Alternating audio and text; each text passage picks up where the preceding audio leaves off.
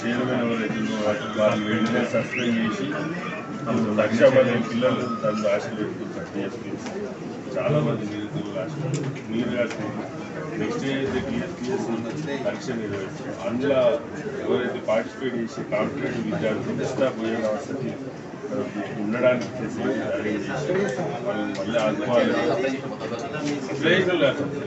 ఎవరైతే ఉన్నారు వాళ్ళందరికీ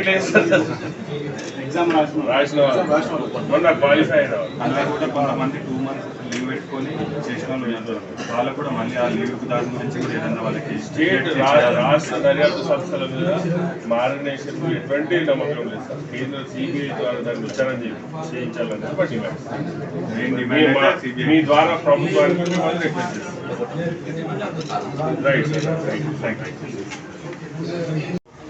Telangana state public service commission ఏదైతే ఉందో మరి ఈరోజు చూస్తే దాన్ని Telangana state paper leak commission లాగా మారింది.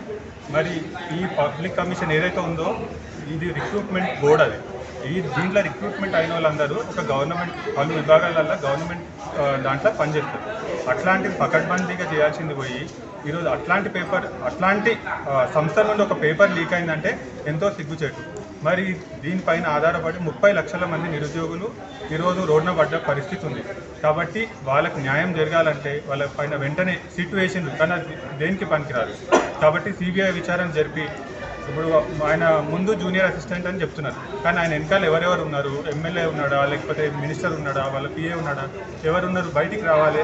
ఇంకొకసారి ఇట్లాంటిది ఏది కూడా జరగొద్దు అని అంటే సిబిఐ విచారణ జరిగి వాళ్ళకు ఖచ్చితంగా వాళ్ళకి ఏదైనా శిక్ష జరుగుతానే తప్ప ఇంకోసారి ఇట్లాంటిది రిపీట్ కాదు. కాబట్టి మా యువజన కాంగ్రెస్ తరఫు నుండి ఇట్లా మా రాష్ట్ర అధ్యక్షులు కానీ నిన్న పిసిసి అధ్యక్షులు రేవంత్ రెడ్డి గారు కానీ కామారెడ్డిలో నిన్న ఒక ధర్నా చేసిండు.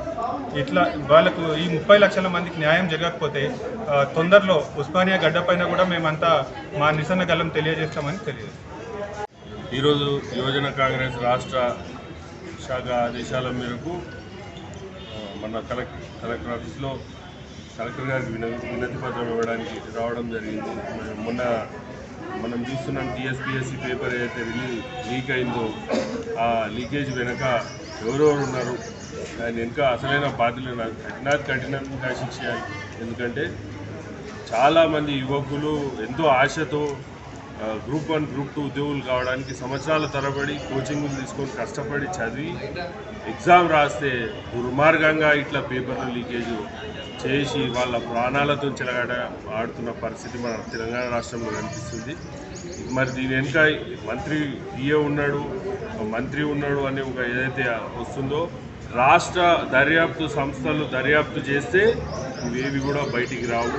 కాబట్టి యువజన కాంగ్రెస్ ఏం డిమాండ్ చేస్తున్నామంటే మేము సిబిఐ చేత సెంట్రల్ ఏదైతే మన నిఘా సంస్థలు సెంట్రల్కి సంబంధించిన విచారణ సంస్థల ద్వారా విచారణ చేసి అసలైన బాధ్యులను కఠినంగా శిక్షించారు.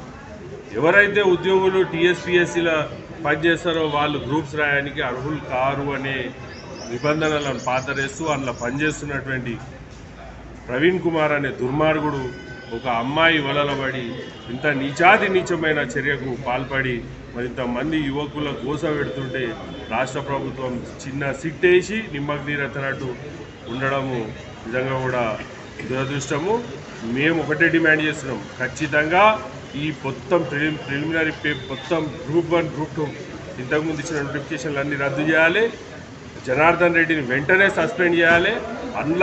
దానిలో ఉన్న వాళ్ళందరినీ కూడా చట్టరీత్యా చర్యలు తీసుకోవాలి. మళ్ళీ ఫ్రెష్గా నోటిఫికేషన్స్ ఇచ్చి దానిలో ఎవరైతే పార్టిసిపేట్ చేస్తారో వాళ్ళందరికీ కూడా అన్ని వసతులు రాష్ట్ర ప్రభుత్వమే కల్పించి వాళ్ళు ఎగ్జామ్ రాసేలా చూడాలి. దాని పారదర్శకతను పోనీయొద్దు. టీఎస్పీఎస్సీ అంటే చాలామందికి ఆశ జీవితంలో టీఎస్పీఎస్సీ లాంటి సంస్థ ద్వారా ఉద్యోగం పొందితే తరతరాలు సెట్ అవుతారనే ఒక ఆశను తెలంగాణ రాష్ట్రం వచ్చిన తర్వాత నీరుగారిపోయింది. టీఎస్పీఎస్సీ అంటే పేపర్లు అమ్ముకునే స్థాయికి దిగజారింది. కాబట్టి మేము ఈ సందర్భంగా డిమాండ్ చేస్తున్నాము, ఖచ్చితంగా ఆ జనార్దన్ రెడ్డిని సస్పెండ్ చేసే వరకు యువజన కాంగ్రెస్ పోరాటం ఆపదు.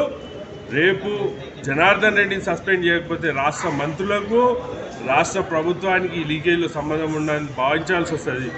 కాబట్టి మేము జనార్దన్ రెడ్డిని సస్పెండ్ చేసి ఆయన మీద చర్యలు తీసుకోవాలని మేము డిమాండ్ చేస్తున్నాం యువజన కాంగ్రెస్ తరఫున.